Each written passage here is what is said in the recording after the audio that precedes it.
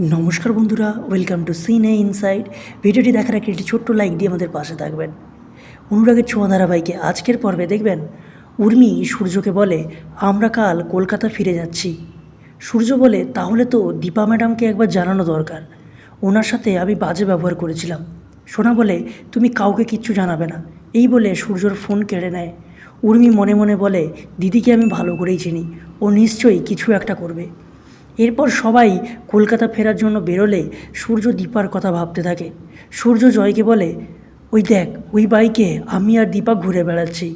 এদিকে দীপা আর অবিনাশকে নিয়ে সাংবাদিকরা কুৎসিত কথা বলতে থাকে। এরপর সূর্য, উর্মি, জয়রা বাড়িতে ফিরলে সবাই আনন্দিত হয়। প্রবীরবাবু দীপার কথা বললে জয় কথা ঘুরিয়ে বলে, আমাদের বিজনেস পার্টনার দীপা ম্যাডামের কথা বলছে।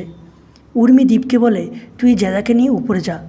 তারপর টিভি খুলে দীপা আর অবিনাশের নিউজটা সবাইকে দেখায় উর্মি। এতে সবাই লজ্জায় পড়ে যায়। পরের দিন দীপা সেনগুপ্ত বাড়িতে এলে প্রবীর সহ সবাই তাকে অপমান করে। সোনা দীপাকে বের করে দিতে গেলে সূর্য এসে বাধা দেয়। দীপা সূর্যকে একটা ফুলের বুকে দিয়ে চলে যায়। সোনা সেটা ফেলে দিলে সূর্য রেগে যায় আর বলে, তুই যতবার এই ফুলটা ফেলবি আমি ঠিক ততবারই করব। এরপর দীপা ঠাকুরের কাছে এসে বলে, আমি কি করে আবার সব ঠিক করব, আমি কি করে পরিবারটাকে বাঁচাবো, আমাকে কোনো একটা উপায় দিয়ে দাও। তাহলে কী হতে চলেছে বন্ধুরা, জানতে দেখুন অনুরাগের ছোঁয়া। ভালো লাগলে আমার চ্যানেলকে সাবস্ক্রাইব করে পাশে থাকবেন। ধন্যবাদ।